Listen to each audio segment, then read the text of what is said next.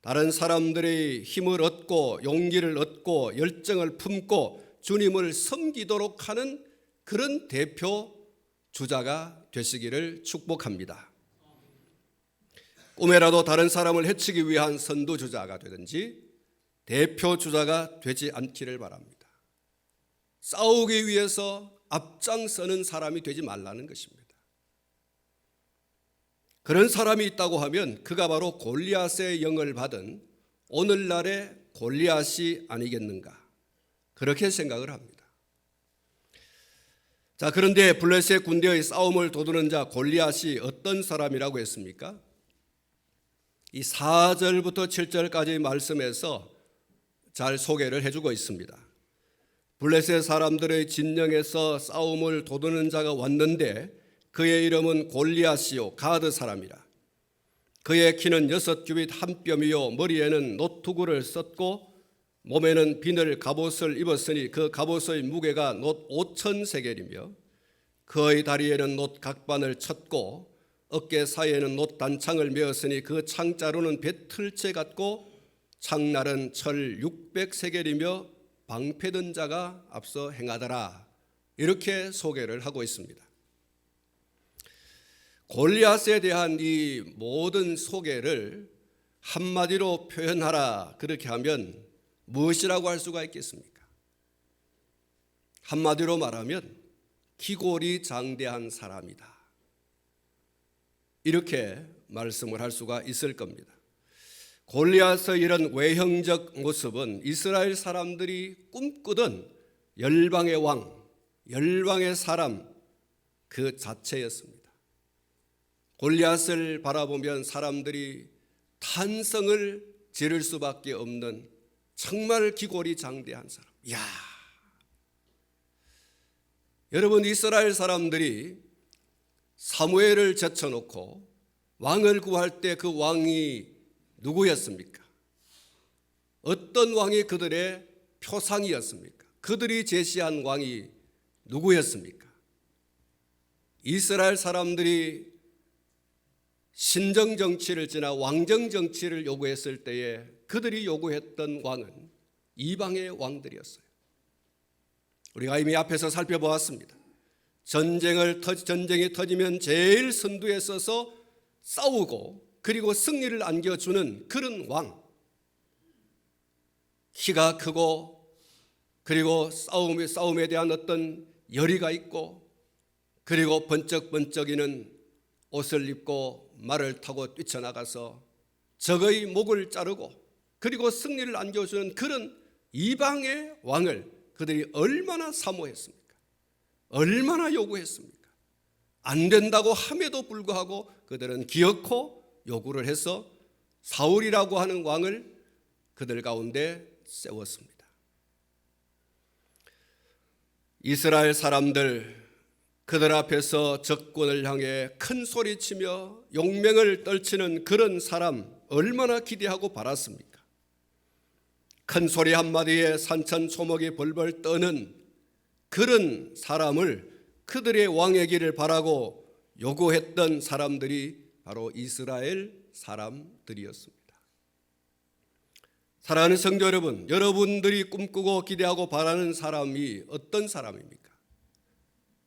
여러분 자신이 어떤 사람이 되기를 원하고 있습니까? 여러분의 자녀들이 어떤 사람이 되기를 원하고 있습니까? 혹시 골리앗이 그 모델이지 않습니까?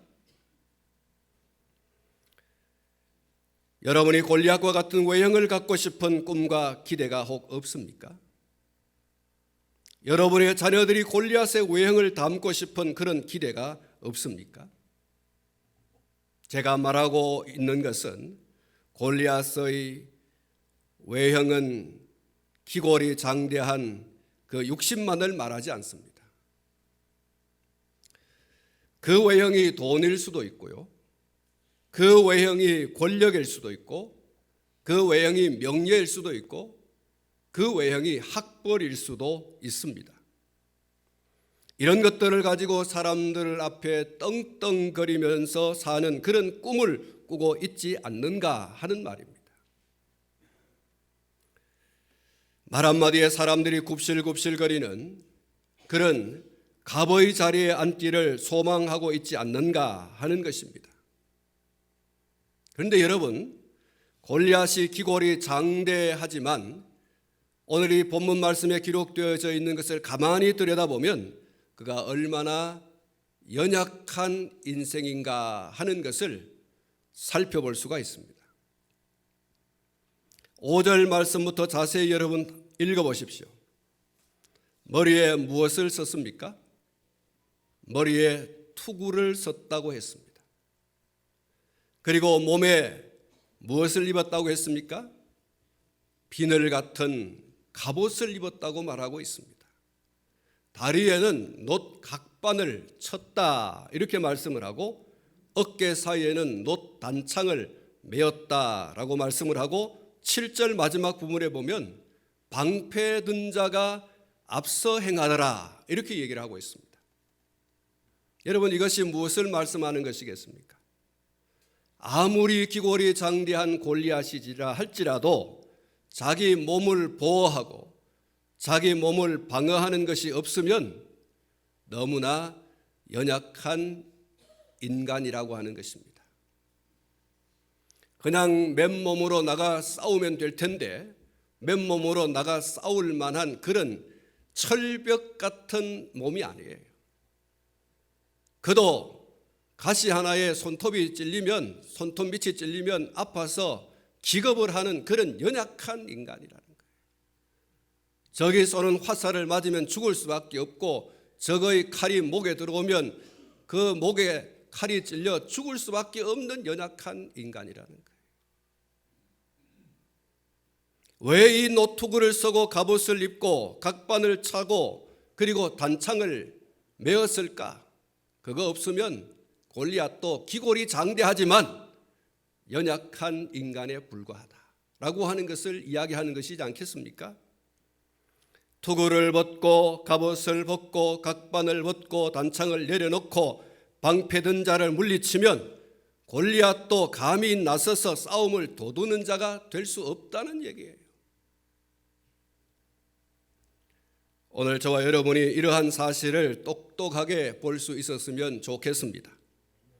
아무리 외적인 조건들이 탄탄하다 할지라도 그 외적인 것들을 벗겨내 버리면 그도 연약한 한 인간에 불과하다는 것입니다. 권력우상이라는 말을 여러분 들어보지 않습니까? 한때는 천하를 호령하던 그런 대통령의 자리에 있다가도 내려앉으니 골프 치다가도 모욕을 당하는 그런 위치에 있습니다.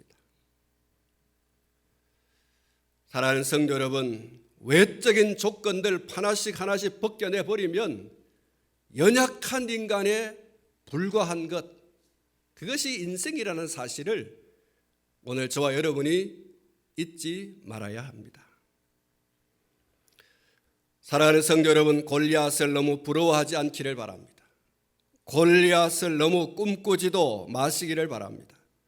그리고 혹시 골리앗이 되었다고 하더라도 절대로 큰 소리 치며 그 큰 소리 앞에 사람들이 두려워하면서 굽신거리는 그런 갑질하는 골리앗이 되지 않기를 바랍니다. 세상 만사 세옹지마라는 말이 있지 않습니까? 인생의 기륭화복은 변화가 많아서 예측하기 어렵다라는 그런 의미의 말이죠. 오늘 떵떵거리며 살지만 내일은 그렇게 되지 않을 수도 있습니다. 오늘은 비록 어렵고 힘든 하루살이 같은 삶을 살지만 내일 떵떵거리면서 살 수도 있는 것입니다. 역전의 인생 드라마라고 하는 말이 있지 않습니까? 오늘 떵떵거리며 살던 사람이 내일 다른 사람의 발밑에 가서 있을 수도 있고, 발밑에 설설 기던 사람이 오늘 떵떵거리며 다른 사람을 호령하는 자리에 설 수도 있는 것입니다. 입장이 바뀌어질 수 있는 때가 올 수도 있는 것이죠. 그것이 세옹지마라는 말입니다. 우리가 세상을 살아가면서 이것을 결코 잊어버리지 말아야 됩니다. 여러분, 이것이 인생사입니다. 결코 교만하고 오만하게 살아서도 안 되고 너무 비관하며 살아서도 안 될 줄 압니다. 겸손하게 살아갈 수 있기를 주님의 이름으로 축복합니다. 할렐루야. 그리고 8절부터 10절 말씀을 보시면 골리앗의 교만하고 오만한 말을 볼 수가 있습니다. 골리앗은 자신을 축혀 세우며 이스라엘 왕 사울과 그리고 그 군사들과 백성을 매우 무시하고 업신 여겼습니다. 그가 서서 이스라엘 군대를 향하여 외쳐 이르되 너희가 어찌하여 나와서 전열을 벌였느냐? 나는 블레셋 사람이 아니며 너희는 사울의 신복이 아니냐? 너희는 한 사람을 택하여 내게로 내려보내라. 그가 나와 싸워서 나를 죽이면 우리가 너희의 종이 되겠고 만일 내가 이겨 그를 죽이면 너희가 우리의 종이 되어 우리를 섬길 것이니라. 그 블레셋 사람이 또 이르되 내가 오늘 이스라엘의 군대를 모욕하였으니 사람을 보내어 나와 더불어 싸우게 하라 한지라. 사랑하는 성도 여러분, 골리앗이 얼마나 오만하고 방자합니까? 이스라엘을 얼마나 모욕하고 있습니까? 사울과 그 군대와 그 백성들을 얼마나 업신여기고 있습니까? 나와 겨루어 싸울 만한 사람이 있거든 내보내서 나와 싸우게 하라는 것입니다. 그만큼 이 골리앗은 당당하다는 것입니다. 사랑하는 성도 여러분, 말 조심해야 됩니다. 앞에서도 말씀을 드렸습니다마는 절대로 자신의 외적인 것들을 등에 업고 그것을 앞세워서 큰 소리치며 함부로 말하지 말아야 됩니다. 말이 씨가 된다고 했지 않습니까? 앞에 말씀을 드렸습니다마는 언제 갑이 을이 될지, 을이 갑이 될지 알 수 없어요. 언제 그 갑을 관계가 뒤바뀔지 아무도 모르는 것입니다. 그래서 함부로 말해서는 안 된다라는 것입니다. 지금 내가 가지고 있는 외적인 그런 조건들을 앞세워서 그것을 등에 업고 사람들을 업신여기고 무시하고 짓밟고 그렇게 해서는 안 된다는 것입니다. 사랑하는 성도 여러분, 성도가 해야 할 가장 멋진 말이 있습니다. 골로새서 4장 6절 말씀입니다. 이 골로새 4장 6절 말씀에 보면 너희 말을 항상 은혜 가운데서 소금으로 맛을 냄과 같이 하라. 그리하면 각 사람에게 마땅히 대답할 것을 알리라. 할렐루야. 여러분, 이 본문 말씀, 이 골로새서 4장 6절 말씀 다시 한번 한 목소리로 우리 같이 읽어보도록, 자막을 띄워주십시오. 같이 읽어보겠습니다. 시작. 너희 말을 항상 은혜 가운데서 소금으로 맛을 냄과 같이 하라. 그리하면 각 사람에게 마땅히 대답할 것을 알리라. 할렐루야. 여러분, 이 말씀 가운데 보면 은혜 가운데서라고 하는 말을 하고 있습니다. 이 은혜 가운데서라고 하는 말은 은혜롭게 하라, 그런 말입니다. 우리가 말을 하되 그 말이 은혜롭게 하라. 그 말이 은혜롭게 되려고 하면 어떻게 해야 되겠습니까?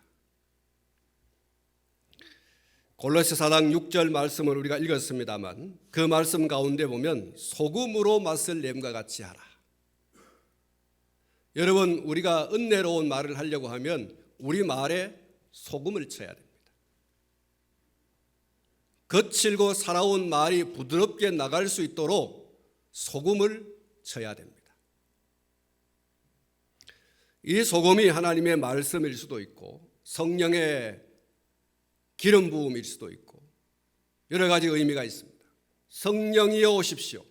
말씀의 충만을 기대합니다. 여러분, 말씀의 충만과 성령의 충만을 덧입으면 우리 말이 부드럽게 될 줄로 믿습니다. 우리에게 육신의 소욕이 있기 때문에, 우리 속에 정욕이 있기 때문에, 혈기가 있기 때문에 우리의 말이 거칠고 사납게 나올 수밖에 없는 것이죠. 그래서 이 골로새서를 통하여서 바울 사도가 이렇게 얘기를 하고 있습니다. 너희 말을 항상 은혜롭게 해라. 그 은혜로운 말을 하기 위해서 소금으로 쳐라. 이렇게 말하고 있습니다. 그래서 우리의 말이 맛깔스럽게 나오게 해라. 그 맛깔스럽게가 뭡니까? 앞으로 다시 돌려서 은혜롭게라는 말이에요. 사랑하는 성도 여러분, 거친 그런 것에 소금을 뿌리면 어떻게 될까요? 살아있는 물고기, 살아있는 배추, 무, 이제 김장철이 되었습니다. 여러분, 여기에 김장을 하기 전에 제일 먼저 하는 것이 소금을 치는 것이지 않습니까? 나긋나긋하게.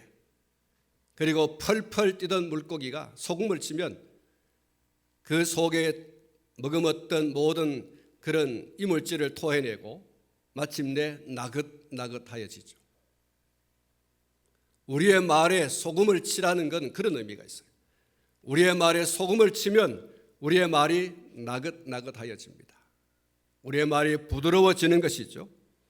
거칠고 사나운 우리의 말에 소금을 뿌리게 되면 우리의 입술에서 절대로 포근이 나올 수가 없어요. 언어의 폭력 나올 수가 없습니다. 다른 사람이 들어서 두렵고 무섭게 하는 말이 나올 수가 없어요. 여러분, 오늘 골리앗의 말에 이 이스라엘 사람들이 두렵고 무서워했다고 그랬어요. 떨었다고 했어요. 이 말에 소금을 치지 않아서 그렇습니다. 오늘 저와 여러분들의 말, 오늘 저와 여러분의 입에 소금을 치시기를 주님의 이름으로 축복합니다. 우리의 말이 두렵고 무섭게 하는 말이 아니고 저주의 말이 아니고 낙심하고 낭망하게 하는 말이 아니어야 됩니다. 위로하고 격려하고 용기를 주어서 누군가가 다시 일어설 수 있게 해주는 그런 말이 우리의 입에서 나오는 말이어야 하는 것입니다. 사랑하는 성도 여러분, 여러분의 말이 가시에 찔리고 칼에 베어서 상처난 곳에 소금을 뿌리는 그런 말이 되지 않기를 바랍니다. 우리의 입술에서 나오는 말이 소금에 절인 부드러운 말이어야 되는데 우리의 말이 다른 사람이 어떤 상처를 입은 그 상처에다가 소금을 뿌려서 정말 못 견디게 아프게 하는 그런 말이 되지 말게 해야 된다는 것입니다.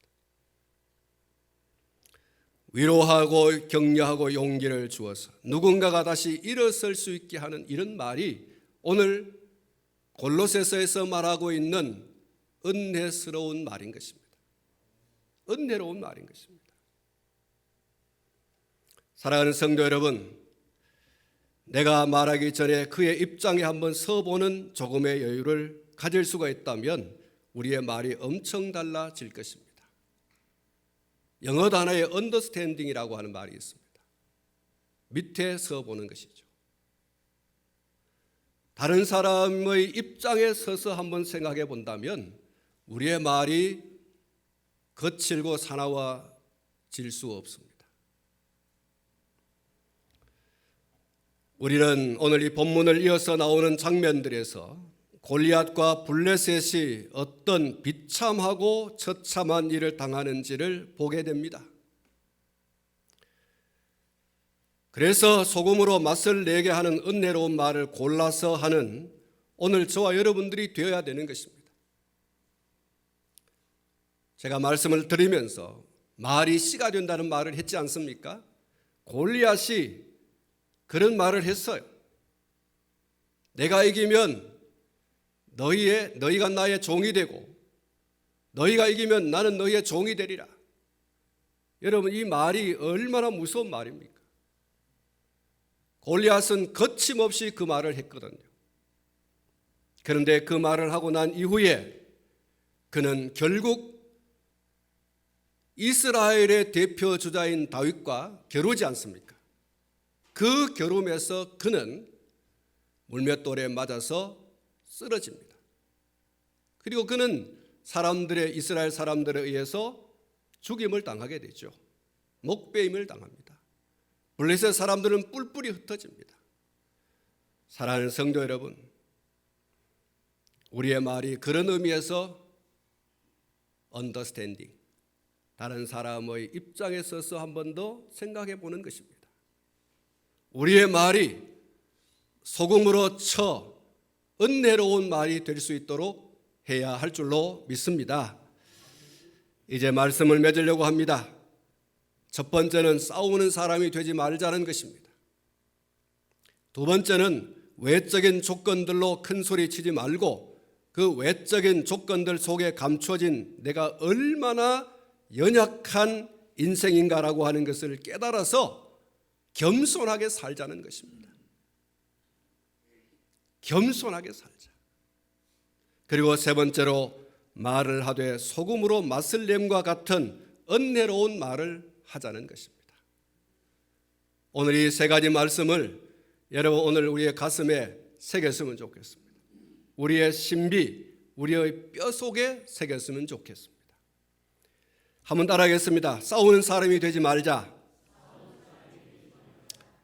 연약한 인생임을 깨닫자. 겸손하게 살자. 은혜로운 말을 하자. 할렐루야.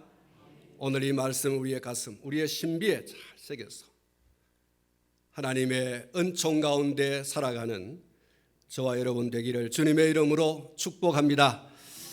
기도하겠습니다. 하나님 아버지,